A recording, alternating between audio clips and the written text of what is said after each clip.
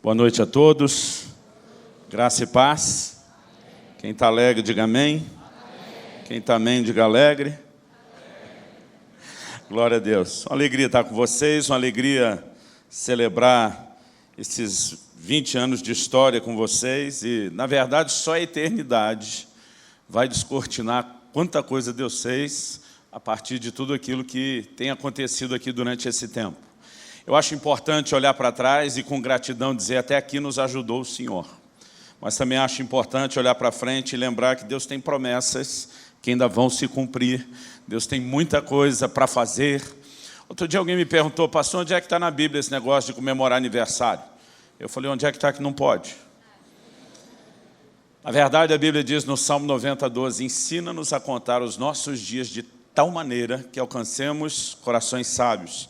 Quando a gente olha para trás e repensa, a gente começa a lembrar de tanta coisa que Deus fez e que às vezes passaria desapercebido se a gente não fizesse esse exercício de gratidão, né? Eu creio ser muito, muito importante que de fato a gente carregue sempre essa gratidão.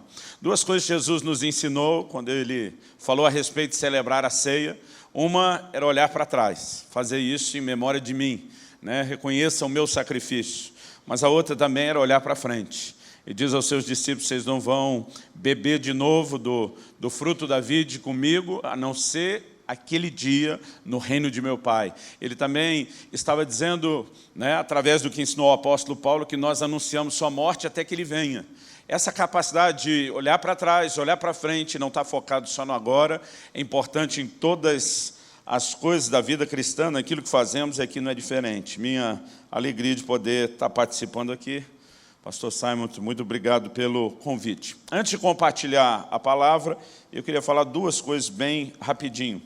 Uma delas é que a gente tem alguns livros à disposição, acho que na saída. Eu só tenho hoje 2 títulos dos nossos livros. Um a gente divulgou bastante, da última vez passei aqui. É o livro Uma Questão de Honra, o valor do dinheiro na adoração.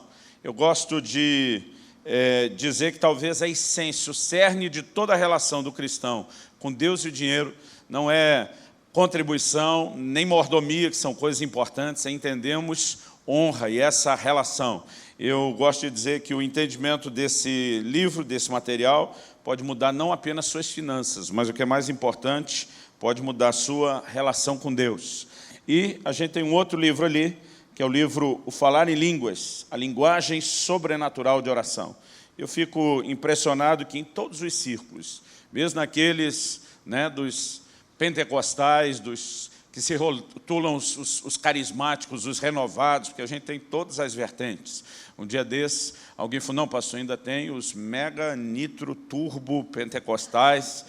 Mas mesmo no ambiente onde se proclama muito uma experiência com o Espírito Santo, eu creio que o entendimento do que é esse tipo de oração ainda tem sido limitado. Na verdade, se você frequentar, né, os nossos cultos, raramente você vai ver alguém numa manifestação pública da oração em línguas, a menos que haja interpretação. No entanto, no dia a dia da sua vida de relacionamento com Deus, essa experiência deveria ser muito valorizada. O apóstolo Paulo diz em 1 Coríntios 14, 3, que o que fala em línguas edifica-se a si mesmo. É o que a gente classifica de uma linguagem de edificação. E ele chega ao ponto de dizer no versículo 18 de 1 Coríntios 14, dou graças a Deus, porque falo mais em línguas do que todos vós. Paulo está dizendo, não tem um de vocês que me ganha nessa prática, não tem um de vocês que se dedica a isso mais do que eu. Para ele dizer que não só é uma ferramenta de edificação, mas que ele era grato a Deus por se dedicar a isso mais do que os demais, eu acho que isso já era suficiente para chamar a nossa atenção. Se você quiser entender um pouquinho mais do assunto e como isso pode ser praticado no dia a dia da sua caminhada, eu acredito que vale adquirir e levar o livro. Não quero que você faça isso. Outro dia eu preguei em algum lugar, o pastor fez um apelo, vamos ajudar o pastor Luciano. Eu peguei o microfone de volta e falei, perdão, eu não quero parecer presunçoso, mas primeiro, eu não ganho nada com os meus livros. Vai tudo para o ministério, né? Então, você não vai me ajudar. Segundo, eu trouxe o livro para tentar te ajudar. Eu quero colocar verdades na sua mão, né? Porque quando fala, vamos comprar para ajudar, o cara pega e coloca lá na estante de já ajudei. Né? O que eu gostaria que, seja um assunto, seja outro, você pudesse mergulhar um pouquinho mais profundo no entendimento de verdades que vão transformar a sua vida. Amém? Então, se você achar que tem liberdade, vira para o vizinho aí do seu lado, fala para ele, eu profetizo, você vai me dar um livro desse de presente no final do culto. E você pode até usar o jargão pentecostal, deixa Deus te usar, vaso. Abra a sua Bíblia, por favor. Bom, eu falei que ia falar duas coisas, né? Só falei uma. Qual que era a outra, Simon? Que eu ia tomar água. A segunda é que a gente tem gravado umas mensagens curtas, que a gente está chamando de Sub-12. Eu gravei umas 3 aqui na região de Vila Velha e Vitória. Né? Gravei 2 em Vila Velha, um só em Vitória, para fazer mais moral para o lado de cada ponte do que do lado de lá. Mas a gente tem, em vários locais diferentes do Brasil, nós estamos tentando, com a mesma, talvez, jogada de mostrar um pouquinho do Brasil para os brasileiros, compartilhar a palavra, são mensagens curtas, e se você tiver interesse depois, né, é só acessar lá o nosso canal, youtube.com/Luciano Subirá. E, falando de internet, o nome do nosso Ministério de Ensino é orvalho.com, que tudo que a gente disponibiliza você acha lá no site. Mensagem em áudio, em vídeo, está tudo lá de graça, artigos. E, além do site, nós temos um aplicativo com o mesmo nome, orvalho.com, né, que você pode depois baixar para o seu tablet, para o seu smartphone, que tem ferramentas excelentes, material de muita gente boa. Ok, vamos lá. Eclesiastes, capítulo 11, versículo 5.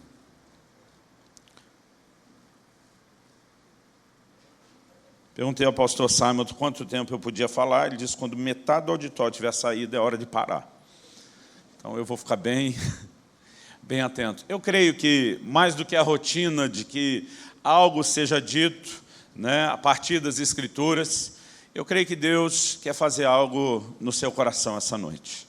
Eu creio que a palavra, ela não traz apenas instrução. Isso já seria um bom motivo, mas ela também traz cura. Salmo 19, 7 diz, a lei do Senhor é perfeita e restaura a alma. Ela traz restauração. E eu creio que nessa noite, além de instrução, eu vou dar uma volta um pouquinho, né, antes de chegar naquilo que eu realmente quero. Eu quero montar com vocês aqui um quebra-cabeça, mas eu quero que enquanto você reflete nas verdades, você também se permita ser encontrado vulnerável àquela ação do Espírito Santo, aquele toque personalizado que só Ele pode produzir, e que você, de fato, acredite que mais do que um discurso, uma palestra de um homem, o Espírito Santo da verdade vai fazer algo dentro de você, em nome de Jesus. Amém? Vamos crer nisso? Então vamos lá, Eclesiastes, capítulo 11, versículo 5. Assim como tu não sabes qual o caminho do vento, nem como se formam os ossos no ventre da mulher grávida, assim também não sabes as obras de Deus, que faz todas as coisas. Se não for pedir muito, eu queria que você repetisse esse texto comigo. Diga, assim como não sabes qual o caminho do vento, nem como se formam os ossos no ventre da mulher grávida, assim também não sabes as obras de Deus,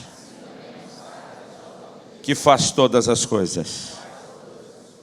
Essa expressão que na minha versão que eu estou lendo aqui, atualizada de Almeida, foi traduzida como não sabes. Na NVI, a nova versão internacional, foi traduzida como não conheces. Aliás, a palavra usada aqui no original, iada, ela fala de conhecer. Mas uma das possibilidades de tradução do seu significado é perceber e ver. Ou seja, é um tipo de conhecimento que também envolve a percepção visual. Não quero apelar só para o significado da palavra, mas quero que você considere comigo os exemplos que ele está dando. Ele está falando de conhecer ou saber coisas que, na verdade, têm a ver com a nossa capacidade de acompanhá-las com a vista dos olhos. Ele diz assim, como não sabes o caminho do vento. O vento tem o seu caminho. E muitas vezes nós podemos saber, num determinado momento, num determinado lugar, qual é o caminho, para onde ele está soprando. A gente pode sentir a brisa no rosto, a gente pode ver as folhas de uma árvore balançando, e naquela hora você diz, está para lá. Mas o problema é que, como diz o velho ditado, a gente não sabe onde é que o vento faz a curva. porque as correntes de ar se alternam o tempo todo. Então, ainda que nesse momento ele esteja soprando para cá ou para lá, essas correntes se alternam continuamente. E esse caminho que envolve essas correntes se alternam não é algo visível aos nossos olhos. Nós podemos até ter, como eu disse, em alguns momentos, uma certa percepção, uma certa noção, mas é impossível termos o controle desse caminho, porque ele não é visível aos nossos olhos. Depois ele dá um outro exemplo e fala da criança se formando no ventre da mulher grávida. E aqui o texto diz, não sabes como se formam os ossos no ventre da mulher grávida. O original dá a entender como o corpo é formado. E nós, de novo, estamos diante de um exemplo de algo que acontece fora da vista dos olhos. Quando a mamãe está vivendo lá aquele período de gestação, a gente sabe mês após mês, porque há uma evidência, a barriga vai crescendo, vai aumentando, né? E a gente sabe que aquela criança está em formação, está em desenvolvimento, mas os detalhes de todo o processo acontecem fora da vista dos olhos. Nós temos hoje em dia a capacidade, que na época em que isso foi escrito não tinha, de ter um acompanhamento através de alguns exames. Eu tenho 2 filhos já crescidos, né, adolescentes, e na ocasião em que minha esposa estava grávida dos 2, então já estou falando de um bom tempo atrás, a gente já tinha um ultrassom assim, de muita qualidade. Pudemos fazer em cada gestação pelo menos 2 ultrassons, que deu para perceber que estava tudo em ordem, né, com a gestação, com a formação das crianças, mas ainda que um momento ou outro a gente teve contato com um exame que dava um aspecto do visual do que está acontecendo ali dentro, o processo todo acontece fora da vista dos olhos. Ou seja, ele usa 2 exemplos de coisas que, embora a gente até tome conhecimento, a gente não consegue controlar ou fiscalizar o processo todo através da vista dos olhos. Então, talvez a gente possa trocar esse verbo assim como tu não sabes, não só pelo seu sinônimo, né, assim como não conheces, ou a gente possa ainda acrescentar e sugerir uma outra troca e dizer assim como não vês o caminho do vento. Assim como não vês a formação da criança em desenvolvimento no ventre da sua mãe, assim também não sabes, ou assim também não vês as obras de Deus que faz todas as coisas. A Bíblia diz que está com Deus que está agindo em tudo, que faz todas as coisas. No entanto, a maneira de Deus agir, semelhante a esses 2 exemplos, ela não é necessariamente visível aos nossos olhos. O que me faz classificar a maneira de Deus agir como sendo invisível aos nossos olhos. Esse é o tema da minha mensagem essa noite, o agir invisível de Deus. Deus tem formas e maneiras de agir que são e serão sempre muito surpreendentes. E uma das razões pelas quais eu acredito, olhando a palavra de Deus, que Deus decidiu agir de maneira que eu e você não estamos no controle de conseguir acompanhar, né, pelo menos visualmente, tudo que Deus está fazendo, é o próprio fato de que toda a nossa relação com Deus é baseada na fé. E o que é a fé? A definição bíblica de fé, lá de Hebreus 11, diz que a fé é a convicção de coisas que não se veem e a certeza de coisas que se esperam. Na verdade, o apóstolo Paulo também diz lá em 2 Coríntios, né, no capítulo 5, no verso 7, visto que andamos por fé e não por vista. Ou seja, a caminhada da fé, da convicção daquilo que não necessariamente se vê. O próprio Deus é chamado na Bíblia de o Deus invisível. E eu acredito que uma das razões pelas quais ele decidiu agir de forma que eu e você não necessariamente estamos vendo o que, o como, né, ou quando ele vai agir e se mover, é porque ele espera de mim e de você confiança. Ele espera de mim e de você uma atitude de fé. Aliás, a Bíblia diz, o justo viverá da sua fé. A essência de toda a relação com Deus é fé, e fé é convicção do que não se vê. Mas eu quero abordar um segundo motivo pelo qual eu acredito que Deus decidiu agir de forma que eu e você, né, não tenhamos essa capacidade de acompanhar, pelo menos com essa fiscalização visual, a obra dele e o que ele está fazendo. E eu não vou dizer que esses são os únicos motivos pelos quais Deus age assim, mas são aqueles que, ao longo, né, dos meus anos de estudo na Bíblia, eu tenho visto como os principais. E esse segundo, eu quero dar um pouquinho mais de destaque a ele. Talvez, a princípio, você não perceba a importância dele, como eu espero que você perceba quando a gente chegar no fim dessa nossa montagem do quebra-cabeça. A segunda razão, eu vou falar dela daqui a pouquinho, em apenas alguns minutos. Antes de falar dessa segunda razão, eu tenho percebido que além de Deus agir de uma forma que eu e você não necessariamente estamos vendo, a gente tem que destacar que o agir de Deus, ele vai além, ele está acima, né, muito além da nossa compreensão, ou capacidade de compreensão. Isso também é um fato na Bíblia. Provérbios 25:2 diz que a glória dos reis é esquadrinhar as coisas. Salomão firmou seu trono, se tornou conhecido no mundo da sua época, principalmente pela sua capacidade de responder não só a enigmas, mas dissertar mistérios de várias áreas, né? E o seu trono se firmou nisso. E eu creio que quando escreve a glória dos reis é esquadrinhar as coisas, ele está se incluindo como rei nesse assunto, porque, de fato, o ser humano tem essa inclinação a querer dar explicação para tudo. Esquadrinhar, esmiuçar, explicar, encontrar os motivos, as razões. Mas enquanto a Bíblia diz que a glória dos reis é esquadrinhar as coisas, Provérbios 25:2 diz que a glória de Deus é encobrir as coisas. Se por um lado o homem gosta de dar explicação, me parece, por outro, que Deus nem sempre faz questão de dar explicações. Aliás, não é só que ele não faz questão. A Bíblia diz que a glória de Deus é encobrir, é não mostrar tudo. Deuteronômio 29:29 diz que as coisas reveladas pertencem a nós e nossos filhos para sempre, mas as coisas ocultas pertencem ao Senhor. Significa que ele não revelou todas as coisas. Significa que ele decidiu que algumas coisas seriam mantidas, seriam guardadas em segredo. E é interessante como nós vamos descobrindo isso ao longo das Escrituras. Para mim, que sou uma pessoa daquelas extremamente curiosa, tem hora que é terrível lidar com o silêncio a respeito de algumas questões. Às vezes o que me anima, pastor Simon, é a declaração de Paulo aos Coríntios, quando ele diz, agora conhecemos em parte.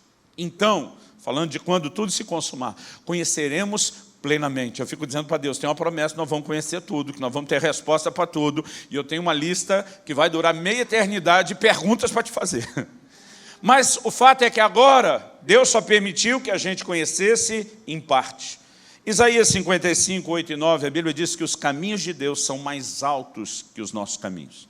Os pensamentos de Deus são mais altos que os nossos pensamentos. Eu creio que não podemos negar que nós não temos condição de acompanhar Deus, nem mesmo quando Deus se disponha a dizer, então vou explicar. Eu acredito que até assim eu e você teríamos uma grande dificuldade de absorver essa plenitude de mistérios. Mas o fato é que, como padrão, nós vemos na Bíblia que o agir de Deus vai além da nossa compreensão. Em 1 Coríntios 2,14, a Bíblia diz que o homem natural não entende as coisas do Espírito e para ele são loucura. Está além da nossa compreensão, além da nossa capacidade. Mas o consolo que eu encontro, e você vai entender o consolo também no final, é que não é apenas eu e você que não entendemos a forma de Deus agir. Eu descobri na Bíblia que o diabo também não entende a forma de Deus agir. E, na verdade, o agir de Deus não está apenas além da minha e da sua compreensão, mas também está além da compreensão de Satanás, o nosso arqui-inimigo, maior adversário. E esse, na verdade, é o segundo elemento que eu quero explorar. Deus decidiu agir de maneira que não seja necessariamente visível aos olhos, nem de fácil compreensão, não apenas porque Ele queria manter eu e você de fora, dizendo, ei, confie apenas e dependa de mim. Mas Deus estrategicamente decidiu trabalhar de maneira que o diabo também ficasse de fora do cenário, incapaz de entender o quadro maior, para onde Deus vai e o que exatamente Ele vai fazer. Esse tipo de assunto fica evidente em Mateus 16, onde Jesus está em Cesareia de Filipe com seus discípulos, e ele pergunta o que dizem os homens a respeito de mim, o Filho do Homem. Eu brinco que faltava só dizer como é que está a bolsa de apostas. O que é que estão falando de mim? Diz, olha, estão te classificando como Moisés, João Batista, entrou Elias, um monte de gente na história. E Jesus diz, e vocês, o que é que dizem a meu respeito? Quando Jesus pergunta isso, Pedro dá uma resposta que não vem dele. O próprio Jesus diz, foi o Pai que te revelou, não foi carne, não foi sangue, isso não é conhecimento, entendimento humano, e diz, foi o Pai que te revelou. Jesus diz, Pedro, você teve uma revelação. Pedro deu uma bola dentro, primeiro, depois ele vai dar uma bola fora.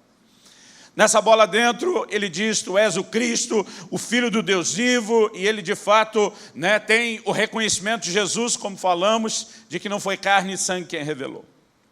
Mas não demorou muito, quando Jesus começa a falar da sua morte, da necessidade de sofrimento, e nada daquilo parecia fazer sentido para a mente de alguém que está esperando que o Messias se manifeste aí com força, com toda a pompa, e de repente Pedro decide dar um sermão em Jesus.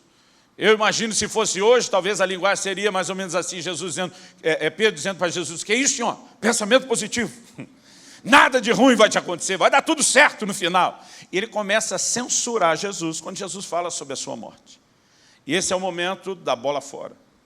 Porque nessa hora Jesus mostra que assim como num primeiro instante Pedro não falou de si mesmo, mas inspirado por uma outra fonte do reino espiritual, que foi a revelação do Pai, Jesus olha para Pedro agora e denuncia: você de novo está debaixo de inspiração, porém não mais a divina. Jesus diz para ele, Mateus 16, 23, para trás de mim, Satanás. Nesse momento, Jesus já não está mais falando com Pedro. Jesus está falando com a fonte que tentou inspirá-lo, instigá-lo àquelas declarações. Ele diz: para trás de mim, Satanás, porque não entendes. Outra versão diz: não cogitas, que significa pensar, das coisas que são de Deus, e sim das que são dos homens. A censura não é apenas para Pedro. Jesus está, obviamente, falando diretamente a Satanás e a sua tentativa de influenciar Pedro. E quando ele diz para trás de mim, ele classifica o diabo nesse patamar. Não pensas, não cogitas das coisas que são de Deus, e sim das que são dos homens. Satanás, segundo o ensino bíblico, é um anjo caído. Como anjo, ele tem uma condição maior, superior, melhor, vamos dizer assim, do que a minha e a sua, em termos de habilidades, capacidades e poderes. A Bíblia diz que o homem foi criado um pouco menor do que os anjos. Então os anjos estão numa outra dimensão. Eles têm a capacidade de fazer coisas que eu e você não temos. A mente, a sagacidade de Satanás é um negócio impressionante. Quando a palavra de Deus fala sobre a sua queda, diz que a sua sabedoria se corrompeu. Não diz que ele a perdeu, diz que a sabedoria se corrompeu. Ela passou a ser direcionada para o mal. Mas o Novo Testamento destaca os ardis, as artimanhas de Satanás, as suas astutas ciladas, porque essa sabedoria que está acima da minha e da sua, essa inteligência que está acima da minha e da sua, Jesus a nivela dizendo: olha, não dá nem para você, como anjo, ainda que caído, acompanhar ou pensar como Deus pensa. Deus olha para o diabo e diz: você pode estar acima do homem, mas a maneira de pensar, de processar seus pensamentos, é muito igual à do ser humano. Em outras palavras, nós podemos imaginar talvez dois computadores sendo colocados um do lado do outro. Um computadorzinho desses nosso caseiro comum, normal, um servidor de última geração do lado. Você tem um que tem um processador muito melhor do que o outro, mas o sistema operacional é o mesmo. A maneira de funcionar e de rodar o programa é o mesmo. Ou seja, Jesus está dizendo que o diabo também não tem a capacidade de entender aquilo que Deus faz. Eu comecei a entender, estudando a Bíblia, que Deus não queria apenas ocultar de mim e de você detalhes do que Ele decidiu fazer. Deus intencionalmente, estrategicamente, decidiu deixar o diabo de fora, perdido, vendido nessa história. E eu quero te mostrar isso pela palavra de Deus. Abra aí a sua Bíblia em Efésios, no capítulo 3. Nós vamos ler dos versículos 8 a 10. Efésios, capítulo 3, de 8 a 10.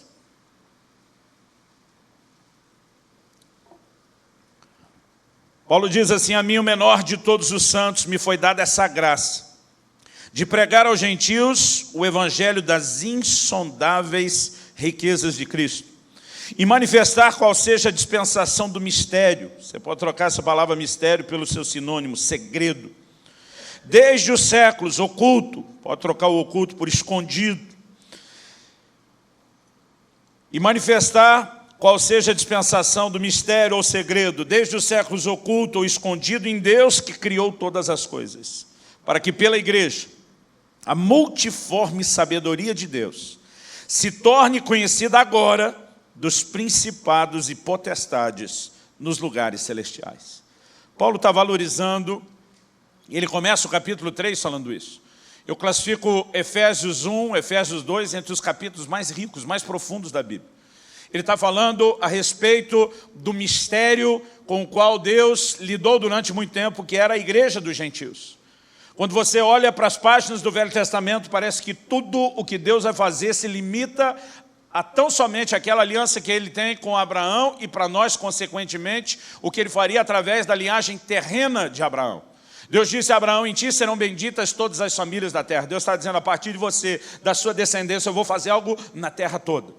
E quando você vai lendo as páginas do Velho Testamento, tudo parece estar confinado e limitado somente a essa descendência natural de Abraão, o que levou os judeus a se orgulharem, a se gabarem muito disso.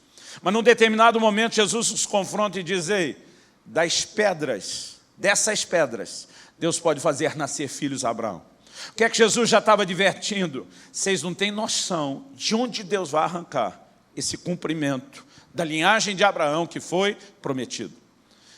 Por que eu estou dizendo isso, querido? Porque não apenas as pessoas que liam a Bíblia não conseguiam entender, Paulo está classificando isso de um mistério, de um segredo. Ele diz, Deus manteve isso oculto desde a criação de todas as coisas e decidiu revelar isso somente agora. Ele está dizendo que esse segredo, que era justamente a maneira de Deus de lidar com os gentios, o que ele fala no capítulo 1 e 2, era algo que Deus manteve escondido não só do homem, mas ele diz, Deus decidiu agora pela igreja manifestar a sua multiforme sabedoria aos principados e potestades nos lugares celestiais. Em outras palavras, ele está dizendo, Deus levantou a igreja para jogar na cara do diabo, dos demônios, de todo o reino das trevas, que ele é um Deus de multiforme sabedoria. Eu gosto dessa expressão multiforme. A sabedoria de Deus tem muitas formas. Eu me aborreço quando vejo os crentes tentando lidar com Deus como se Deus coubesse dentro de uma caixinha. Eu me aborreço um pouco mais quando eu vejo pregadores que parecem formaram na psicologia divina e eles conseguem, aparentemente, do jeito que pregam, prever todos os movimentos de Deus. Se você orar dessa forma, Deus responde assim. Se você agir assim, Deus faz aquilo outro. Deixa eu te dizer, meu querido, Deus é muito maior do que qualquer caixa que você consiga imaginar. Você não pode contê-lo lá. Deus não é apenas o Deus de uma sabedoria infinita, mas de uma sabedoria que a Bíblia classifica como multiforme. Ela tem tantas formas. Deus é imprevisível. E ele faz questão de agir assim. E ele fez questão de, quando levantou a igreja, mandar um recado não apenas para as pessoas. Paulo está dizendo, mas para que a multiforme sabedoria de Deus seja conhecida agora dos principados e potestades nas regiões celestiais. Ao longo de tudo que Deus vai construindo, quando o assunto é o reino de Deus, não é apenas o ser humano que está lidando com um segredo, com um mistério que Deus decidiu guardar oculto e escondido, mas o reino das trevas também. Porque ao longo das Escrituras você vai ver Satanás se levantando para se opor à linhagem de Abraão. Porque via ali o cumprimento de tudo que Deus tinha prometido. Essa é a razão pela qual você vai encontrar no livro de Esther um plano, um ardil maligno de tentar eliminar aquela linhagem toda num só dia, fazer com que eles fossem exterminados da terra. No entanto, como nós falamos, Jesus tinha uma surpresa e disse, das pedras, ou em outras palavras, vocês não têm noção de onde Deus vai tirar o cumprimento dessa promessa. Deus havia dito a Abraão, a sua descendência será como a areia do mar, sim. Mas Deus também havia dito a Abraão, a sua descendência será como as estrelas do céu. E eu entendo, à luz do Novo Testamento, que Deus estava dizendo a Abraão, eu não vou te dar só uma linhagem terrena, areia do mar. Eu também vou te dar uma linhagem celestial, as estrelas do céu. E Paulo se esforça, escrevendo tanto aos romanos como aos gálatas, para explicar que os gentios que nasceram de novo em Cristo Jesus, eles são da linhagem de Abraão, porque eles são filhos da fé. Em Romanos 2, 28 e 29, ele diz, judeu não é aquele que é na carne, e circuncisão não é aquela que é exteriormente, e sim no coração. Ele começa a classificar um judeu que é no coração, que é no espírito e não na carne, que viveu a circuncisão espiritual. Ele começa a apresentar Deus, tirando um cumprimento de algo que ninguém conseguia enxergar. Enquanto isso não foi revelado, Satanás concentra os seus esforços em impedir a nação de Israel de avançar. Durante o dia de os dias, ou os anos, os muitos anos do reinado de 4 impérios mundiais, a nação de Israel ficou sufocada na sua identidade, na sua expressão, parecia estar debaixo de total controle, porque quando você fala do reino de Deus, você tem que pensar em 2 fundamentos. Todo reino precisa de um rei e precisa dos súditos, do povo do reino. Antes de se saber quem seria o rei, quem seria o Messias, já se tinha a ideia, incompleta, mas se tinha ideia, de quem seria o povo, que era a linhagem de Abraão. E o diabo fez de tudo para resisti-los. Quando finalmente o Messias se manifesta, os esforços do reino das trevas foram concentrados em temos que eliminar o Cristo. A Bíblia diz que o próprio Satanás entrou em Judas na negociação da traição de Cristo. Esse talvez seja um exemplo daquele ditado: quer que seja bem feito, faça você mesmo. Essa ele nem terceirizou, ele disse: essa eu que cuido. Então nós percebemos uma movimentação do reino das trevas tentando empurrar Jesus para a cruz. Por quê? Porque nem Satanás conseguia entender qual era o propósito da vinda do Messias. Quando você lê as páginas do Velho Testamento e vai ouvindo Deus falar sobre o reino, tudo que todo mundo pensava e esperava era um reino físico. A Bíblia fala que a mãe de Tiago e João, os filhos de Zebedeu, ela vai junto com eles dar uma pressãozinha em Jesus: Senhor, quando te assentares no trono da tua glória, permite que esses meus filhos se sentem um à sua direita e outro à sua esquerda. O que você acha que ela está falando? Ela estava esperando o cumprimento de um reino físico. E ela dizia: quando o Senhor sentar para governar, deixa um ser ministro da fazenda, o outro ministro do planejamento. Tipo, deixa a faca e o queijo na mão da família. A expectativa das pessoas, que ele não era de um reino espiritual. Todo mundo estava esperando um reino físico. Aliás, as promessas, você pega Daniel capítulo 2, a visão de Nabucodonosor que Daniel interpreta, ele vê uma estátua com 4 tipos de metais. A Bíblia diz: a cabeça era de ouro, o peito e os braços eram de prata, o ventre era de bronze, mas as pernas eram de ferro. Quando Daniel está diante dele, interpreta e diz: você, Nabucodonosor, é a cabeça de ouro. Mas ele mostra que à medida que se vai descendo a mudança de metal, na estátua está acontecendo uma mudança de reino. Quem foi Nabucodonosor, ou a Babilônia de Nabucodonosor? O primeiro império de proporção mundial que se teve na história. Nunca antes, na história da humanidade, alguém havia dominado toda a terra. Babilônia foi o precursor no sentido de olharmos para um império mundial. Só que agora Daniel está diante do rei dizendo: você é só a cabeça de ouro, seu começo. Depois de ti vem um reino inferior ao seu. Essa é a mudança do ouro para a prata. E nós sabemos pelo próprio registro bíblico, além da história, né, que vieram os medo-persas no lugar da Babilônia. Mas ele dizia: da prata vai mudar para o bronze. Houve uma terceira mudança de reino. A Grécia de Alexandre o Grande, que governou a terra. Mas ele estava dizendo: haverá uma quarta mudança de metal, as pernas de ferro. Ou seja, o que estava sendo anunciado era um quarto império. E nós sabemos que foi o Império Romano. Mas na visão de Nabucodonosor, uma pedra é cortada sem auxílio de mãos. Fala de uma intervenção divina, de algo que não é humano. Essa pedra vem, atinge a estátua nos pés. Está falando da vinda do Messias. Muitas das profecias bíblicas sobre o Messias o relacionam com uma pedra. A pedra que os edificadores rejeitaram, a pedra angular, a pedra de esquina, a pedra principal. E quando a pedra atinge a estátua, a Bíblia diz que a estátua esmiuçou e foi levado como poeira pelo vento. O que é que Deus está dizendo? Deus está dizendo: durante 4 reinados diferentes, eu vou deixar essa brincadeira de dominar a terra durar. Mas nos dias do quarto império, Deus está dizendo: eu vou acabar com essa brincadeira. Eu vou botar esse negócio todo no chão. E nunca mais, depois de Roma, ninguém, nem as tentativas recentes de Napoleão, ninguém conseguiu mais dominar a terra. Agora, a pedra não veio só para remover o reino dos homens. Depois de esmiuçar a estátua, a Bíblia diz que a pedra começa a crescer, se torna uma montanha que enche toda a terra. Deus está dizendo: eu vou colocar abaixo o reino dos homens, porque eu vou estabelecer o meu próprio reino. Deus está dizendo: quem vai governar sou eu, quem vai mandar sou eu. Agora, qual é a mensagem de Jesus quando ele começa a pregar? Lá em Marcos 1, versículos 15 e 16, Jesus diz: o tempo está cumprido e é chegado o reino de Deus. Jesus está dizendo: gente, chegou a hora. Qual era a hora da pedra vir? Os dias do quarto império. Todo mundo está fazendo as contas. Babilônia, os medo-persas, a Grécia, e agora estamos vivendo os dias do quarto império. O Messias aparece dizendo: o tempo está cumprido, o reino de Deus chegou. Ele está dizendo: a pedra chegou, o reino dos homens vai para o chão, Deus vai estabelecer o seu próprio. Aquela turma que está seguindo Jesus, eles não estavam esperando um reino espiritual. Eles estavam esperando um reino físico, do começo ao fim. Até depois da ressurreição de Jesus, a pergunta em Atos 1,6, é nesse tempo que restauras o reino a Israel, tipo, vai ou não vai? Jesus tem que explicar muita coisa ao longo do seu ministério. Em Lucas 19, 11 e 12, a Bíblia diz: visto estarem se aproximando de Jerusalém, e porque os judeus pensavam que o reino de Deus iria se manifestar imediatamente, Jesus conta uma parábola. Qual é a parábola? Ele fala de um rei que vem tomar posse do reino, mas ele precisa se ausentar durante um tempo, para que só depois, na sua segunda vinda, é que ele resolva as coisas. Jesus estava explicando: gente, o reino físico não vai ser estabelecido na primeira vinda. O reino físico será estabelecido somente na minha segunda vinda. Então, o que é que ele veio fazer na primeira? Lucas 17, 20 e 21. Jesus diz: O reino de Deus não vem com aparência exterior. Não adianta dizer ei-lo ali, ei-lo lá, e diz porque o reino de Deus está dentro de vós. Irmão, pensa numa coisa que ninguém havia compreendido, nem o diabo.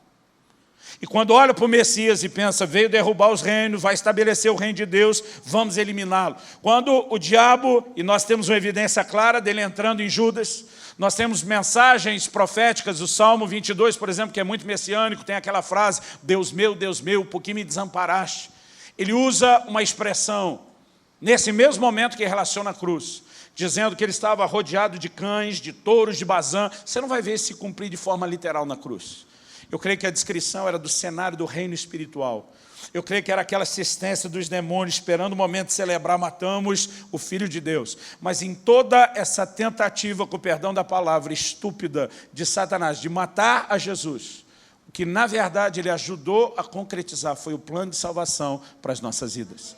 Enquanto o diabo achava que iria impedir o Messias de se manifestar, ele na verdade ajudou a Deus a cumprir o plano e o propósito de que o Messias fosse à cruz e derramasse o seu sangue por nós, porque o primeiro reino a ser estabelecido era o reino espiritual. Viria através da redenção pelo seu sangue, de Deus poder estabelecer o seu senhorio, o seu governo dentro de nós.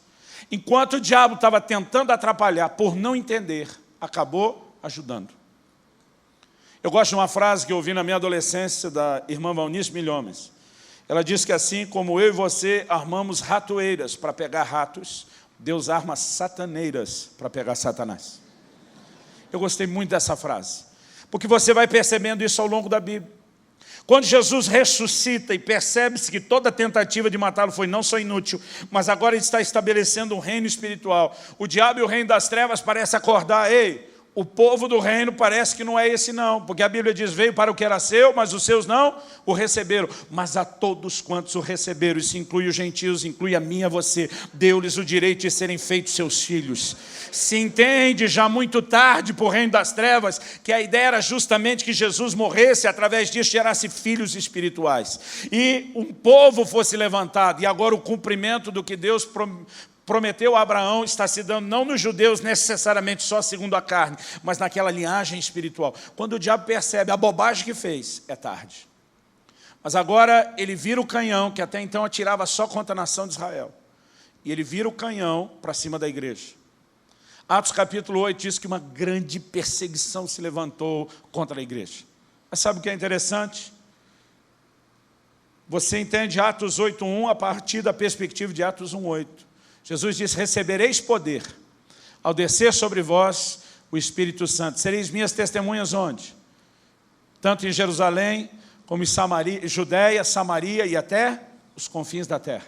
No entanto, em Atos 8, que os historiadores acreditam ser cerca de 8 anos já depois de Pentecoste, a igreja continua pregando em Jerusalém, impactando e atraindo quem vem da Judéia, mas não necessariamente indo tão longe. Samaria, nem pensar. Confins da terra, nem pensar. Mas quando essa perseguição é levantada contra a igreja, a Bíblia diz, todos, exceto os apóstolos, fugiram. Você consegue imaginar uma igreja de milhares e milhares e milhares de membros, e só os apóstolos ficaram, o resto foi um corre-corre, foi um salve-se quem puder. Irmão, eles não saíram com o intuito de fazer missões, eles fugiram para salvar o couro, a pele, por causa da perseguição. Mas agora começaram a espalhar-se, a Bíblia diz, por onde passavam. Eles começaram a pregar o Evangelho. Então o Evangelho se espalha para Samaria, o Evangelho começa a se espalhar para os confins da terra, o que faz do diabo o primeiro agente missionário da história da igreja.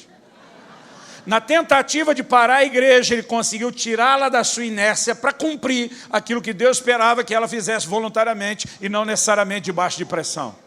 O que eu quero tentar te mostrar, querido, e esse é o ponto-chave aqui, é que Satanás, ele não apenas cai nessas sataneiras de Deus, mas ele acaba servindo a um propósito maior, ele acaba trabalhando para Deus.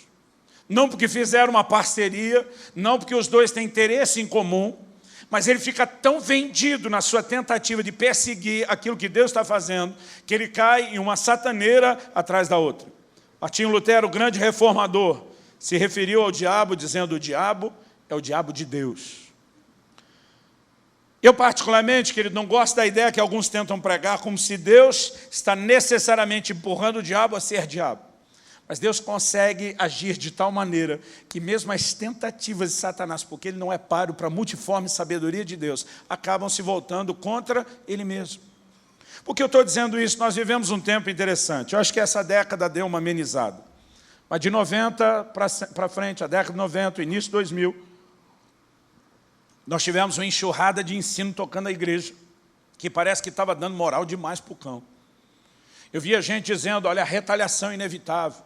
Você vai apanhar do cão. Irmão, tinha pregador que eu via que dava vontade de eu deitar no chão e fingir de morto, para ver se ele passava batido, não me incomodava. Porque, às vezes, alguns apresentavam a ideia de um diabo que era forte demais. Deixa eu te dizer, querido, o diabo tem lá a sua força e não dá para negar isso. Mas a Bíblia diz que aquele que está em nós é maior do que aquele que está no mundo. O Deus que eu e você servimos é maior, é infinitamente, é incomparavelmente maior do que Satanás. E sabe, eu não gosto desse discurso da parte de alguns da igreja que parece que o diabo é que é o cara. Lutero diz, diabo é o diabo de Deus. Em Apocalipse, no capítulo 20, quando chegar a hora, quando terminar o prazo de arrendamento que o homem tinha sobre a terra, e essa autoridade foi entregue a Satanás, ele fala isso para Jesus na tentação, e Jesus não contesta. Ele diz, dar-te-ei a glória e o reino desses mundos, porque a mim me foi dado, e eu dou a quem quiser. Foi dado por quem? Por Deus? Não. Deus entregou a autoridade da terra ao homem. O homem que entregou de bandeja para Satanás. Mas uma hora esse prazo de arrendamento cessa. E quando terminar, Apocalipse 20, João diz assim, vi descer do céu um anjo.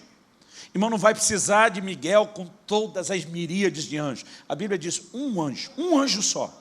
Vi descer do céu um anjo e colocou a Satanás numa cadeia por 1000 anos. Quando chegar o momento dele ser tirado de circulação, não vai precisar mais do que isso, mais do que um anjo. Um anjo vai botá-lo de castigo durante 1000 anos. Agora Apocalipse diz, no final dos 1000 anos, importa que ele seja solto por um pouco de tempo. Por quê? Vai fazer um último servicinho para Deus, antes de ser chutado para o lago de fogo e enxofre, bem feito para ele. Quando a gente olha para essas coisas, a gente começa a perceber que o diabo é mais ou menos que nem um cachorro na coleira. Ele só vai até onde o tamanho da corrente permite. Nós precisamos entender, querido, a Bíblia diz que eu e você não podemos dar lugar ao diabo. A Bíblia fala de coisas que ele pode fazer se damos autorização. Mas nós não podemos dar essa bola toda, essa moral demais para o diabo. Meu propósito essa noite é não apenas exaltar a soberania de Deus nesse lugar, mas pisar um pouco no cão e dizer que ele não é tudo que nem a igreja andou dizendo que é, muito menos o que ele acha que é. Eu e você servimos a um Deus soberano, a um Deus grande, a um Deus que está no controle, um Deus que está agindo em todas as coisas. Agora, algo que eu e você precisamos perceber é que nós vamos encontrar na Bíblia o que eu quero classificar de permissões divinas para ações satânicas. Dizem os historiadores que Lutero queria tirar o livro de Tiago da Bíblia. Porque quando ele vem com a mensagem da reforma, que é que a salvação é pela fé e não por obras, ele lia lá Tiago dizendo, me mostra sua fé que eu te mostro minhas obras. Ele ficava doido com o Tiago. Dizem, não sabemos, são muitas fontes que falam isso, que ele queria, né, não sabemos dizer com 100% se isso é verdade, mas são muitas fontes que sugerem que ele realmente pensou em tirar o livro de Tiago da Bíblia. Eu já tive vontade de tirar um livro da Bíblia, não era o de Tiago, que eu queria tirar era o de Jó, que pensa num livro que não me descia, pensa num negócio que eu não conseguia engolir, que tinha ficado intragável. Por quê, querido? O livro de Jó começa com uma permissão divina para uma ação satânica. E nenhum de nós se sente confortável com isso. Eu, durante muito tempo, peguei carona em algo que muita gente já defendia, como doutrina, como teoria, e eu fiz de tudo para culpar o diabo. Para culpar, Jó. Porque eu pensava, se Jó fosse culpado de dar legalidade ao diabo agir, então pelo menos nós deixamos Deus inocente nessa história. Então eu ia lá e dizia, gente, em Jó 3,25, Jó diz, aquilo que eu temia me sobreveio, o que eu receava me aconteceu. Aí eu dizia, Jó abriu uma porta através do medo, isso não deixa de ser verdade, mas não dá para centrar tudo aqui. Porque o medo é uma fé ao contrário, é a convicção de que algo ruim vai te acontecer. Eu disse, olha aqui, ó, seus filhos estão em festa e nem sabem o que aconteceu, já está fazendo sacrifício, vai que pecaram. Ele o tempo todo com medo de uma tragédia, um juiz de Deus. E eu criei toda uma doutrina. E um dia, uma amiga, depois de me ver falar sobre essas coisas, ela olhou para mim e falou, me ajuda a entender uma coisa. E ela me enredou direitinho, porque primeiro ela fez achar que eu é que sabia mais, sabe? Ela diz assim, com toda a sua sabedoria, me ajuda a entender algo. Aqui do livro de Jó, eu... quase com atitude arrogante, pois não, estou aqui para explicar tudo o que você quiser. Ela disse assim, eu queria entender como que você olha o fato de Deus ter dito lá no livro de Jó, para o diabo, Jó, no capítulo 1, viste meu servo Jó?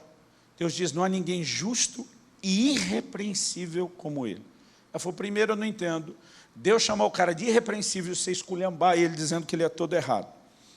Ela diz, segundo, quando Deus fala para o diabo, viste meu servo Jó, que não há ninguém justo e irrepreensível como ele, o que o diabo retruca?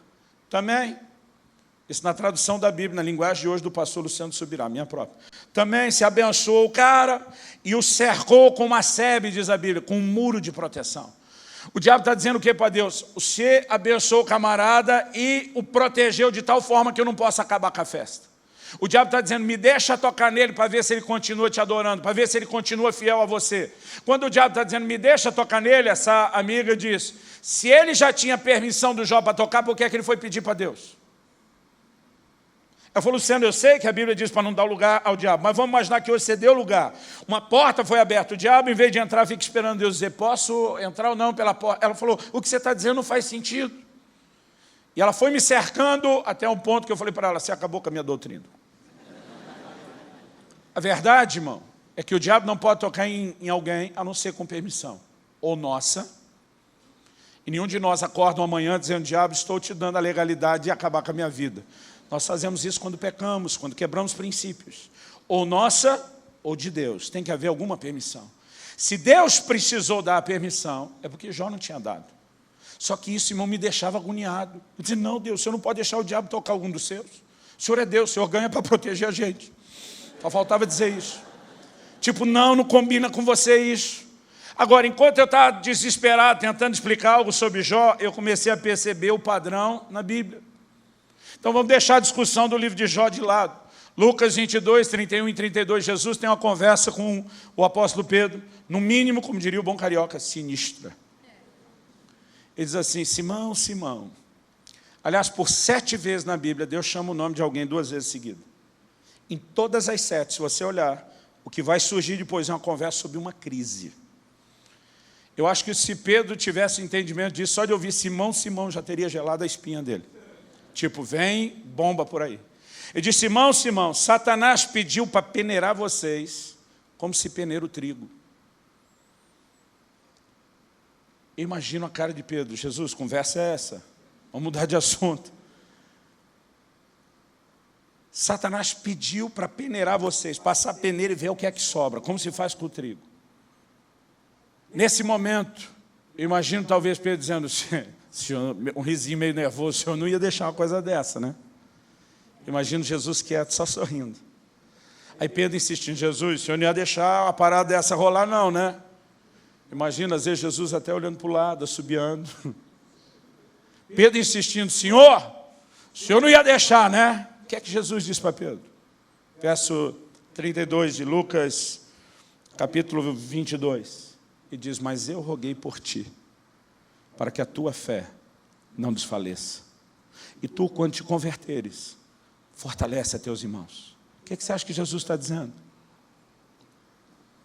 Quando ele diz, eu roguei por ti, para que a tua fé não desfaleça, ele está dizendo, permissão concedida, Pedro. A peneira vai comer solta para cima dos céus. Mas sabe o que Jesus está dizendo? Eu roguei por você.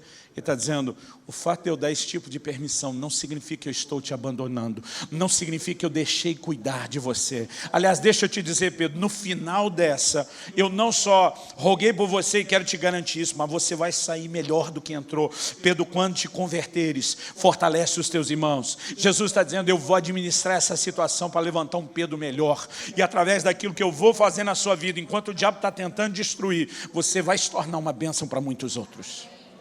Permissões divinas para ações satânicas. Vamos para o livro de Apocalipse. Carta à igreja de Esmirna. O Senhor traz uma palavra. Eu fico tentando ler a Bíblia, me colocando assim no lugar do povo.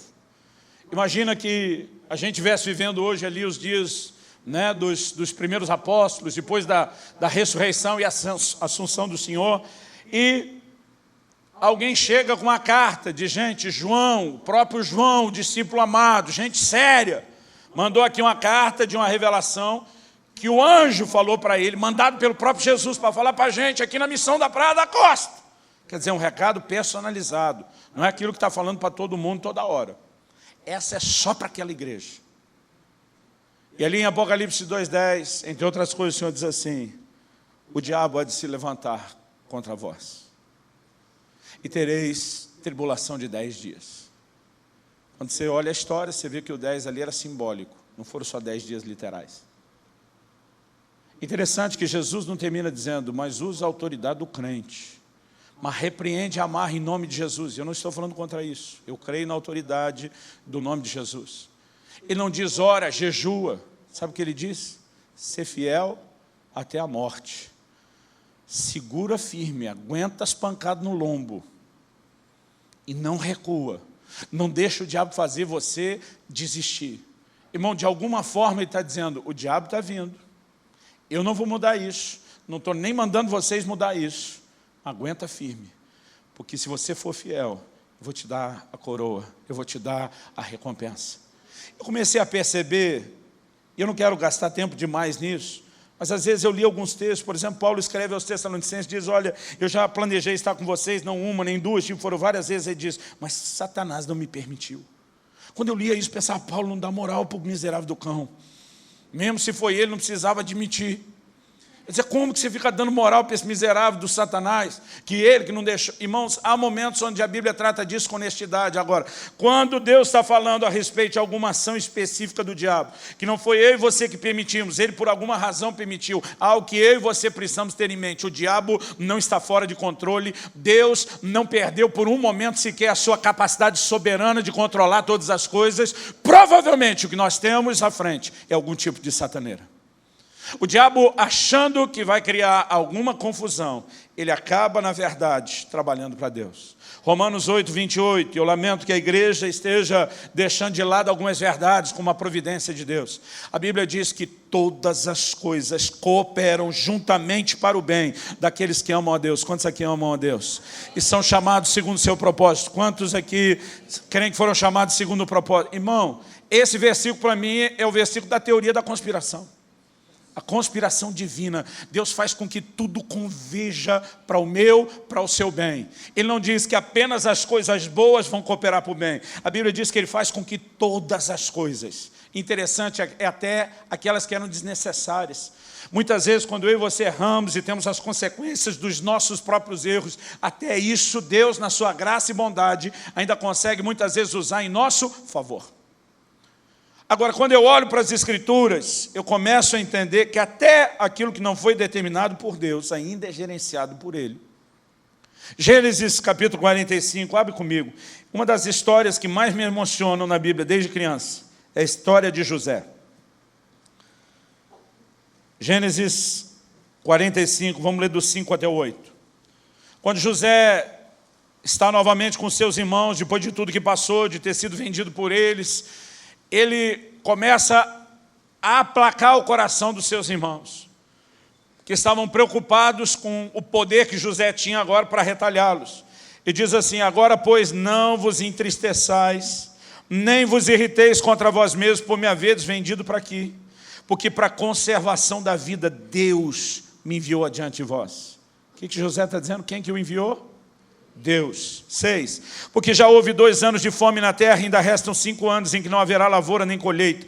Deus me enviou adiante de vós para conservar a vossa sucessão na terra e para vos preservar a vida por um grande livramento. 8. Assim não fostes vós que me enviaste para cá, e sim Deus, que me pôs por pai de Faraó, senhor de toda a sua casa e governador em toda a terra do Egito. Por 3 vezes nesses 4 versículos. Ele está dizendo, Deus me enviou. Deus me enviou. Deus me enviou. O que será que José está dizendo? Que seus irmãos não são responsáveis de nada, que não cometeram nenhum tipo de erro contra ele? Não. Essa informação fica clara lá em Gênesis 50:20. Gênesis 50:20, agora depois que Jacó morreu, os irmãos estão achando que o perdão de José era só para inglês ver. Tipo, agora que o papai não está aqui, o negócio vai ficar tenso. Então ele chama o José para uma outra conversa, tipo, ó, continua tendo misericórdia de nós. Verso 20, José diz assim, vós na verdade intentastes o mal contra mim. Sabe o que ele está dizendo? Foi maldade de vocês. Vocês puxaram o meu tapete, vocês aprontaram comigo. Ele diz, porém Deus o tornou em bem, para fazer como vedes agora, que se conserve muita gente em vida. Sabe o que ele está dizendo? Foi maldade de vocês. Lógico que foi. Ele não está dizendo, eu vou ignorar a escolha de vocês, mas ele está dizendo, há um Deus, Senhor sobre todas as coisas, que decidiu soberanamente administrar a intenção de vocês contra mim, para me fazer chegar exatamente naquele lugar que Ele me prometeu, que é o que vocês tinham inveja. Ou seja, Ele não está dizendo que Deus botou a maldade no coração dos seus irmãos. Disse, isso foi coisa de vocês, Deus não teve nada a ver com isso, mas Ele gerenciou essa situação. Eu e você precisamos viver, querido, uma vida de fé onde a gente entenda que não só há um Deus no governo de todas as coisas, mas esse Deus tem planos e propósitos para mim e para a sua vida. Ele tem a capacidade de, uma forma personalizada, gerenciar circunstâncias na vida de cada um de nós, para que a gente viva a plenitude do seu propósito. E nós precisamos viver num lugar de confiança em relação a isso. A razão pela qual Deus decidiu agir de forma que eu e você muitas vezes não entendemos, não era para nos deixar no escuro, não era para nos deixar perdidos, embora Ele espere de mim e de você confiança. A razão, talvez, que eu coloque até acima que Deus decidiu agir dessa forma, é porque mesmo quando Satanás está tentando se opor a mim e a você, ao cumprimento do plano de Deus na minha e na sua vida, ele está tão perdido na história, que muitas vezes ele acaba trabalhando para Deus. Ele acaba servindo a um propósito maior. Irmão, e quando eu fico olhando essas coisas nas Escrituras, eu, na verdade, exulto em Deus. Eu fico de fato empolgado. Porque Ele pede para passar a peneira para o lado de Simão. Ou seja, como Jesus falou isso um pouquinho antes, eu acredito que aquilo que aconteceu com Pedro, negando Jesus 3 vezes, irmão, não foi apenas uma circunstância natural, ele estava debaixo de uma grande pressão espiritual. Mas Jesus estava dizendo, eu vou dar corda para o diabo se enforcar. Eu vou dar espaço para que isso aconteça. Porque no final, ele diz, Pedro, no final, eu não só roguei por você. Irmão, é gostoso saber quando alguém disse que estava orando por você, não é? Eu gosto quando eu estou andando por aí, encontrando gente, diz, pastor, eu tenho orado por você. Eu gosto mais ainda quando eu passei por situações que eu olho o livramento e digo, só pode ter sido Deus. Aí eu começo a encontrar gente que fala o dia e a hora que estava orando por mim. Um dia desse um amigo me perguntou, Subirá, você vive dentro de avião, de um lado para o outro, né, do país. Você não tem medo? Eu falei, não. Na verdade, tive medo de uma vez só. Eu entrei no avião, era na época da VASP, da Varig, lá atrás. Eu entrei num avião, estava em Campo Grande, no Mato Grosso do Sul. Eu lembro que o voo era 3h30 da manhã, a gente já embarcou às 3. Quando eu entrei no avião, eu não consigo explicar. Eu comecei a ter um sentimento de morte, de que algo errado ia acontecer. É a única vez que eu me lembro assim, de me dar uma agonia, uma vontade de levantar e sair daquele lugar. E eu comecei a orar e dizer, Deus, se tem alguma coisa errada, não deixe essa aeronave sair do chão. Se tem alguma coisa errada e esse negócio não vai descer do jeito que tem que descer, mais suave, não deixa sair do chão. Mas, irmão, era uma agonia para orar, era um negócio tão intenso. Eu comecei a orar. E eu sei que o tempo foi passando. Para resumir, nosso voo acabou saindo num outro avião às 9 da manhã. Mas ainda você fica pensando, será que é coincidência? Será que, apesar de eu ter orado assim, pode ter acontecido isso ou aquilo?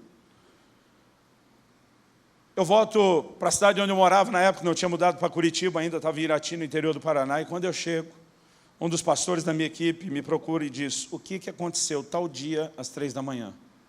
Eu olhei para ele e falei, por quê? Ele falou, cara, eu estava esperando você chegar para te perguntar. Minha filha entra no quarto às 3 da manhã, deu dia e hora, acorda eu e minha esposa, dizendo, pai, mãe, levanta. Deus me acordou dizendo que nós temos que orar pelo pastor Luciano agora. Tem um laço para tirar a vida dele, nós temos que desfazer isso com oração, nós temos que orar agora. Ele falou, cara, e nós oramos por um tempo, até que houve aquele sentimento de paz, de Deus interviu. Aconteceu alguma coisa, tal dia, essa hora. Falei, eu estava até achando que podia ser uma coincidência, mas agora Deus me guardou, tenho certeza. Sabe, querido, é gostoso quando você encontra gente que diz, estou intercedendo. Melhor ainda, eu tenho uns pastor amigos que dizem, melhor ainda ser aquela velhinha do coque. As guerreiras da oração mesmo. Agora, sabe que Jesus está ouvindo, o que Pedro está ouvindo Jesus falar e diz, Pedro, eu roguei por você. Você está tendo nada mais, nada menos do que a minha intercessão. Irmão, pensa na intercessão de alto nível. Agora, o livro de Hebreus diz que Jesus vive para interceder por nós. Esse é o ministério atual dele. Quando Jesus está dizendo, Pedro, eu roguei por ti, pode ter certeza, irmão, que isso não era exclusividade de Pedro. Talvez você esteja enfrentando um momento difícil, de dor, de prova, algo pesado, mas eu quero que você saiba que Jesus, nessa mesma hora, está diante do Pai, rogando por você, intercedendo por você, porque mesmo quando uma situação aparentemente negativa, até um ataque de Satanás é liberado e será gerenciado, não significa que ele nos abandonou. Eu olho para aqueles amigos, Daniel, Sadraque, Mesaque, Abdinego, né? O rei chamou eles assim, acho que é Ananias, Misael e Azarias. Quando eles são lançados, eu acho muito interessante, porque é um dos milagres da Bíblia que mais me impressiona. Outro dia alguém perguntou, pastor, o senhor tem fé para ser lançado na fornalha e ver o quarto homem? Eu falei, sim, queimadinho nos braços de Jesus lá na glória, eu tenho fé. Para entrar e sair do jeito que eles entraram e saíram, não sei se me afeta nesse nível, não. Eu acho impressionante, a Bíblia diz que quando eles saíram não tinha cheiro de fumaça, não queimou um fio de cabelo. Agora tem uma única coisa, a Bíblia diz, o fogo não teve poder algum sobre os corpos desses homens. Mas eu descobri na Bíblia que o fogo queimou uma coisa só. O rei, no capítulo 3, Daniel, versículos 24 e 25, diz, para aquela turma que ganha para concordar com ele, nós não lançamos 3 homens amarrados, outra versão diz atados no fogo. E os caras dizem, sim, rei, é verdade. E diz, eu, porém, vejo 4 homens soltos. A única coisa que o fogo teve poder de queimar foi as amarras que prendiam eles.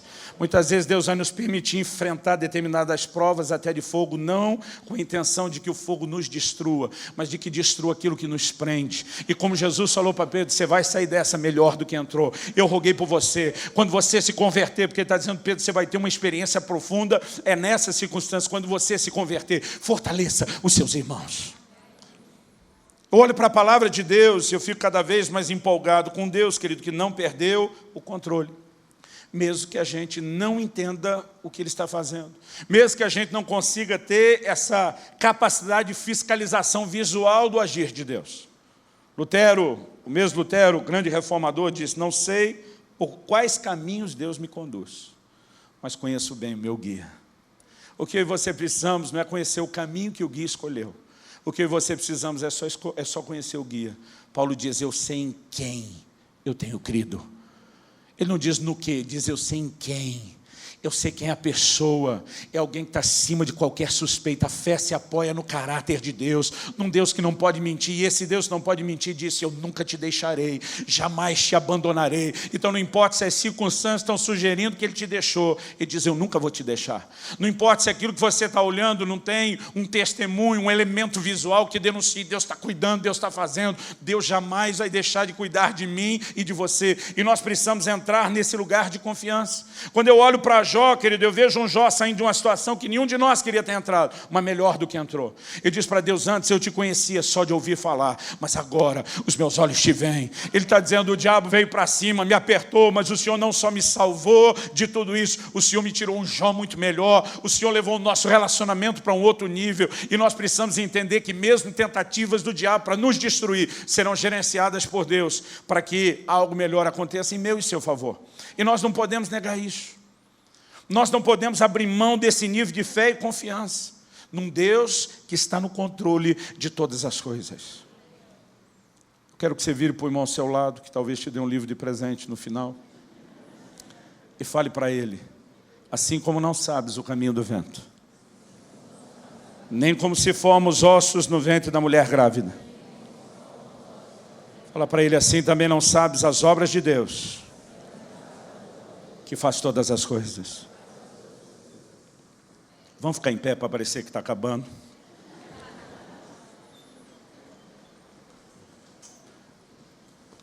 Ao que eu e você precisamos, de fato, levar em consideração diante do que nós estamos ouvindo, é que Deus tem uma capacidade enorme, acima da nossa compreensão, de gerenciar as coisas. Ele continua no controle. Então, eu e você não precisamos ser guiados por aquilo que nós vemos. Nossas convicções não devem ser moldadas de acordo com aquilo que nós enfrentamos. Deus fez um monte de promessas a José. Eu vou te levantar numa posição de governo, de autoridade. Irmão, parece que depois daquela palavra o tiro saiu pela culatra. Parece que está dando tudo errado, só parece. O livro de Salmos diz que a palavra do Senhor o provou. A mesma palavra profética, onde Deus diz aonde Ele quer te levar, é a palavra que te prova ao longo desse caminho. Então, ele injustamente é vendido pelos seus irmãos como escravo, mas quando ele chega na casa de Potifar, a Bíblia diz, Deus estava com José. Uma situação aparentemente desfavorável não significa que ele deixou de estar com você. Então, ele é preso injustamente por ser fiel a Deus, não querer deitar com a mulher do cara, vai para a prisão. Mas a Bíblia diz, Deus estava com José, que ele não nos abandona em lugar nenhum. E tudo aquilo que os irmãos de José e a ação do inimigo por trás dele, tentando abortar o que Deus queria, só o colocou no lugar certo, na hora certa, para que todo o plano e o propósito de Deus se cumprisse. Essas verdades se tornaram muito importantes para mim, porque há 23 anos e meio atrás, eu tive um acidente de carro e eu só não perdi minha vida nele por um milagre. Eu vi isso de médicos e de enfermeiros não crentes, dizendo de todas as formas possíveis, você está vivo por um milagre. Uma coisa é você ouvir o crente empolgado, que vê milagre até onde não tem. E outra você ouvir gente cética dizendo, não dá para acreditar nisso. Mas apesar de ver todo mundo dizendo, olha, Deus te guardou, eu estava muito aborrecido com Deus. Eu não sei se isso acontece com os crentes aqui do Espírito Santo, mas eu estava muito aborrecido com Deus. Porque depois desse acidente, ainda que eu tenha sido guardado de uma forma sobrenatural, milagrosa por Deus, questionamentos começaram a surgir. Eu dizia para Deus em oração, eu dizia, tenho certeza que esse acidente foi coisa do cão. Uma tentativa de destruir minha vida, de parar o ministério. Mas eu dizia para Deus, o diabo só pode tocar em alguém com permissão. Embora eu escapei vivo, irmão, o carro que eu tinha acabado de trocar. Estava de mudança para Curitiba na época. Eu falei, faço seguro quando chegar lá. Deu perda total. Dentro do carro, todas as minhas malas, que tinha tudo que eu tinha para vestir, foram roubadas enquanto a gente estava sendo socorrido. O que eu tinha de mais valor que as malas, toda a biblioteca que eu tinha, onde eu investi muito dinheiro, era uma Paraty. Eu lembro que a gente rebaixou o banco, estava eu e outro irmão, o resto estava tudo cheio, até o teto. Eu estava levando todas essas coisas, nós caímos num barranco, num dia de chuva, e os livros foram tudo para o barro, pouca coisa deu para aproveitar ou resgatar depois. Naquele momento, tudo o que eu tinha, de repente, se foi. Eu me descubro no hospital com as roupas do corpo, que chegaram rasgadas, ensanguentadas, que não prestam para mais nada, e eu descubro que eu estou zerado. Paralelo a isso, guardado as devidas proporções, me senti um Jó, porque outras áreas começaram a desmoronar, tudo estava dando errado. E o pior é que nessa hora você ainda tem que lidar com aqueles amigos de Jó, que eu apelidei de os amigos da onça. É gente que sempre tem uma explicação para mostrar que a culpa é sua. Eu lembro de um irmão que chegou para mim e disse, por acaso vocês oraram antes de viajar? Irmão, quase peguei o camarada pelo pescoço, porque a gente não orava só antes de viajar. A nossa viagem inteira era numa reunião de oração ambulante. No dia do acidente, nós já estávamos há 6 horas dentro do carro, eu e outro irmão. 6 horas, orando sem parar. Por 6 horas. Para não dizer sem parar, foi 2 paradas no posto no banheiro. Então, orando com 2 paradas no posto no banheiro. 6 horas de oração, olha o que aconteceu. Não me diga que foi falta de oração. Aí vinha outro e dizia, tem certeza que não está em pecado? Isso que na época não tinha nem Facebook e todas essas coisas para a turma meter o nariz na sua vida e ficar te julgando, dando opinião. Aí eu ia para Deus e dizia, Deus, tenho certeza que isso foi coisa do cão. Mas dizia, nós dois sabemos que ele só estava com permissão, ou minha ou sua. E nós dois sabemos que não fui eu. Eu falei, eu recorro ao Supremo Tribunal Celestial, apelo em última instância. O senhor sabe que não fui eu que deixei. Eu não deixei esse miserável me tocar. Como é que ele conseguiu isso? Mas sabe o que é pior? Silêncio. Descobri duramente que Deus não deve satisfação para ninguém. Que se ele decidiu não guardar segredo dos profetas é porque ele quer, não é porque ele é obrigado. E uma das coisas difíceis para mim é querer conversar com alguém, a pessoa não quer. No início do meu casamento, casado há 21 anos, minha mulher é uma pessoa muito doce, muito meiga. É muito difícil discutir com ela, mas no início do casamento eu dizia, se você me ama, discuta comigo. Escuta assim, argumenta. Porque dependendo do negócio começava, ela dizia, parei, estou fora, dizia, não faz isso. Para mim é pior seu silêncio, é pior a não discussão do que você entrar nela com força. E Deus parece que usou a mesma estratégia, silêncio. Durante 1 ano e 3 meses. Eu dizia para Deus, me ajuda a entender o que aconteceu, nada. Irmão, foi tanta crise, eu não tenho tempo para descrever aqui. Escrevi um livro inteiro a respeito disso. A gente está reimprimindo, ele esgota toda hora, chamado O Agir Invisível de Deus. Se uma hora você puder ter acesso, a mensagem é só a introdução do livro. Eu entrei numa crise tão grande, tão grande. Eu lembro que um dia eu cheguei a dizer para Deus, eu estou de greve. Ameacei parar o ministério. Mas a gente não teve força sindical suficiente para fazer ele voltar atrás. Então, falei, voltei para o ministério. Né? Mas foi uma crise tão grande. Durante muito tempo eu não tive resposta. Um dia eu pensei, eu nunca vou ganhar essa queda de braço com Deus. Ele é Deus, ele é mais forte. Deixa para lá. Mas esse deixa para lá, irmão, o negócio ficou atravessado. 1 ano e 3 meses depois, eu estou sendo estabelecido no ministério pastoral. Os pastores que vieram orar conosco, impor as mãos, começaram a liberar a palavra profética sobre as nossas vidas, a minha e de outros colegas. Eu poucas vezes na vida vi gente ministrar palavra profética tão precisa como as que eu recebi naquele dia. Mas teve um dos pastores, aqui foi para acabar. Um dia a moçada hoje disse, já foi ignorância, apelou. Falou dos segredos do meu coração de uma forma que ninguém fez. Virou minha vida ao avesso, me expôs, né, debulhou. No final disso, fui falar com ele. Eu falei, cara, nunca vi alguém profetizar desse jeito. Ele olhou para mim e falou, eu não estava profetizando. Eu falei, como não? Se isso não é profetizar, eu não sei o que é. Ele falou, não, profetizar é falar pela inspiração do Espírito. Ele falou, a hora que eu impus as mãos para orar por você, eu tive uma visão aberta de um anjo de Deus na sua frente. Eu falei, como assim, uma visão do anjo? Ele falou, vi como estou te vendo. Ouvi como estou te ouvindo. E diz, ele apareceu em pé, a hora que eu impus a mão. E foi ele que começou a me falar aquelas coisas, eu só repeti. Eu falei, não posso dizer que eu estava profetizando. Alguém estava me contando, você que não estava ouvindo de onde vinha a cola. E nessa hora ele falou, e já que tocamos no assunto, então vamos entrar em detalhes. E para resumir a coisa, ele disse que quando o anjo apareceu e essas coisas ele não tinha falado em público, nos detalhes.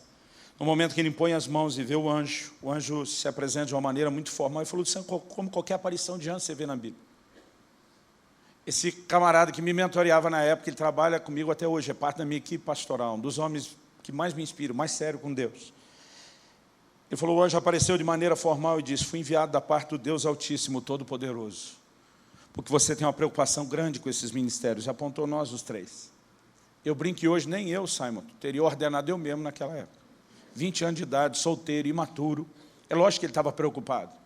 Mas o anjo disse para ele, o Senhor te faz saber que eles estão nas mãos dele. Eles estão no lugar certo, na hora certa, fazendo a coisa certa. Não há motivo para que você se preocupe. E aquilo tranquilizou o coração dele. Mas na hora que falou isso, o anjo apontou para mim e falou, quanto porém a este? E aí o caldo entornou para o meu lado. Ele disse assim, ele é rebelde. E ele não aceita o tratamento de Deus na vida dele. Irmão, doeu ouvir isso. O anjo aparece para Daniel, chama de homem muito amado. Para Gideão, de homem valente. Pô, para mim rolou só um rebelde, meu, não tinha nada de bom. Mas a expressão disse, ele não aceita o tratamento de Deus na vida dele. Então o anjo disse, diga para ele que o acidente de carro que ele teve no ano passado, que ele diz nas orações dele que foi coisa do diabo, diga que ele está certo quando diz que foi coisa do diabo. Aquilo era uma intenção de Satanás, de parar o ministério e destruí-lo, como ele de fato concluiu. Mas o anjo disse assim, diga para ele, por que Deus o permitiu? Porque o que mais me doía nesse 1 ano e 3 meses antes de ter uma resposta, era o senso de injustiça. Era o senso de no final de errado, porque o Senhor ia deixar isso. Era o senso de abandono. Aquele questionamento, cadê você? A hora que eu mais precisei de você, eu estou dando minha vida, fazendo tudo por você, o Senhor não pôde me guardar e defender. A turma vinha dizer, milagre, nós vimos o carro, eu no meu coração dizia para Deus, milagre por milagre. Já que o Senhor ia me salvar lá embaixo do despenhadeiro, não podia ter arrumado o carro lá em cima, na rodovia, ficava tudo bem. Precisava ter deixado eu quase morrer, para depois dizer, ei, te salvei, tá? Eu não conseguia ter gratidão, tudo que eu sentia era dor, e muitas vezes é o que nós fazemos. Mas nesse dia o anjo diz, diga para ele, por que Deus o permitiu? Com 18 anos de idade eu comecei a viajar a pregar. Aos 19 eu já estava ministrando em ginásios cheios. A maior parte das pessoas não reunia para ouvir o que eu tinha a falar. Mas por causa das curas e milagres que eles sabiam que ia acontecer. Eu comecei meu ministério me trancando às vezes 6 horas por dia em oração. Jejuando a primeira semana do mês, a gente separava com Deus e quando saía daquilo, irmão, a gente viu o pau quebrar, literalmente. Era um mover de Deus atrás do outro. O ministério começou com essa marca de sinais. Eu lembro que nesse ano do acidente, 93, quando o ano começou, A gente já tinha a agenda do ano todo cheia, 2, 3 cidades por semana. Em 94 a gente disse, vamos segurar só para os convites do exterior que estava chegando. A coisa estava indo de vento em popa. Eu achei que eu estava começando assim, daquele jeito, melhor impossível. E o anjo diz, o ministério dele estava crescendo mais rápido do que a capacidade dele de se deixar ser trabalhado por Deus. O anjo disse, era só uma questão de tempo, ele iria sucumbir debaixo do peso do próprio ministério, porque ele não tinha estrutura para suportar o sucesso que ele ia enfrentar. De maneira que o sucesso se transformaria em fracasso. O anjo diz, o diabo aceitou a permissão que foi dada porque acreditava que podia destruir. Deus permitiu, porque precisava pará-lo. O diabo queria pará-lo porque o via como uma ameaça. Deus precisava pará-lo para prepará-lo, para que posteriormente ele vivesse tudo aquilo que ele acreditava que ia acontecer no início. Irmão, até hoje, quando eu conto essa história, 20 e tantos anos depois, eu tenho vergonha. Eu tenho vergonha de Deus. De pensar que eu passei 1 ano e pouco acusando Deus, quando Ele, na verdade, estava trabalhando em meu favor. Usando até a tentativa do diabo contra mim para trabalhar em meu favor. Aquilo, eu fiquei assim muito envergonhado. À medida que ele vai explicando o que o anjo falou, eu fiquei assim atônito, porque eu nunca imaginei um Deus capaz de gerenciar essas coisas todas. Mas sabe o que o Senhor me falou? Ele diz, eu estou te permitindo saber o que aconteceu com você, porque eu quero que você use isso como ilustração, quando você pregar, para que o meu povo confie em mim. Mas ele me disse, você vai passar por outras circunstâncias que eu não vou te explicar, e você vai ter que crer no meu agir invisível, independente de você entender ou não. Ele disse, o padrão não é que se explique o que aconteceu, o padrão é que vocês confiem, mesmo quando não haja explicação. E eu vim aqui te dizer que o meu e o seu Deus está acima de qualquer suspeita, que a nossa fé precisa se apoiar no caráter de Deus, de um Deus que não mente, de um Deus que não nos abandona, de um Deus que não está de brincadeira conosco em momento nenhum. Eu gosto muito daquele poema. Hoje eu tive um sonho que no Brasil ganhou um apelido de Pegadas na Areia. Quantos conhecem? Ô gente, pelo menos que ergueram a mão deve ter minha idade para mais. A autoria desse poema é atribuída a uma missionária canadense chamada Margaret Powers. Ela compara a trajetória da sua vida com a caminhada na praia. E ela diz que, enquanto vai caminhando e olha para trás, ela não vê só o seu par de pegada, ela vê 2 pares de pegada. E ela entende que na jornada da vida, aquele segundo par de pegada é Deus caminhando ao seu lado. Ela não vê ninguém, mas há um outro par de pegada, um rastro sendo deixado para trás. Mas o que leva ela num determinado a entrar num profundo questionamento é por que nas horas mais difíceis ela só via um par de pegadas. E faz com que ela questione Deus, dizendo, onde o Senhor estava nos momentos mais difíceis? Por que o seu par de pegadas sumiu? Se fosse hoje, acho que a versão caberia uma resposta de, sabe de nada, inocente. Deus diz, não, o par de pegadas sumiu, não foi o meu, foi o seu. Eu decidi te carregar no colo nessas horas. Sabe, querido, haverá um dia onde a perspectiva será completamente diferente, completamente diferente. Quando Jesus quer lavar os pés de Pedro, ele luta contra aquilo. Jesus fala algo que serve para cada momento da minha vida. Ele diz, Pedro, o que eu faço, não entenderás agora, entenderás depois. Haverá um dia, querido, onde talvez tudo faça sentido. Onde a gente vai ter explicações que nós nunca tivemos nessa terra, mas até que esse dia chegue, eu e você precisamos confiar. Porque assim como você não sabe o caminho do vento, assim como você não sabe como se formam os ossos no ventre da mulher grávida, assim também não sabes as obras de Deus. Não conheces, não vês, não entendes, mas não significa que Ele não está agindo. A minha oração para essa noite foi dizer, Deus, nos ajuda a ter mais do que uma palestra, mais do que um discurso. Eu creio que Deus tem bálsamo para derramar sobre o seu coração. Eu creio que o Espírito Santo Consolador, que é de uma forma sobrenatural. Aqui só para cantar alguma música, senão eles não vão acreditar que está acabando. Eu creio que Deus quer trazer aquele bálsamo sobrenatural. Eu não preciso ser profeta para saber que tem muita gente com alguma dor atravessada no peito, na garganta, como eu. Porque há momentos, querido, nós estamos olhando as circunstâncias e a gente não tem evidências físicas visíveis de que Ele está lá. Mas Ele está lá. E diz, nunca te deixarei. Jamais te abandonarei. Nunca te deixarei, jamais te abandonarei. Gostaria que nesse momento você pudesse falar com Deus do seu jeito, da sua maneira. Eu pedi para você ficar em pé por hábito, mas você ora como achar melhor, em pé, sentado, de joelho. Mas eu gostaria que você orasse dizendo e declarando diante de Deus algumas coisas. A primeira delas, talvez alguns de nós precisamos de uma atitude de arrependimento, porque muitas vezes nos deixamos levar por incredulidade. Não conseguimos confiar que Deus está no controle, que Ele ainda está olhando por nós, cuidando de nós. Acreditamos às vezes que Ele nos abandonou. E eu creio que nós precisamos nos arrepender disso. Incredulidade também é pecado. Mas eu quero que você também possa, depois desse momento de arrependimento, se permitir ser tocado pelo Espírito Santo, que é chamado na Bíblia de o Espírito da fé. Nessa noite Ele vai vivificar a minha, a sua medida de fé.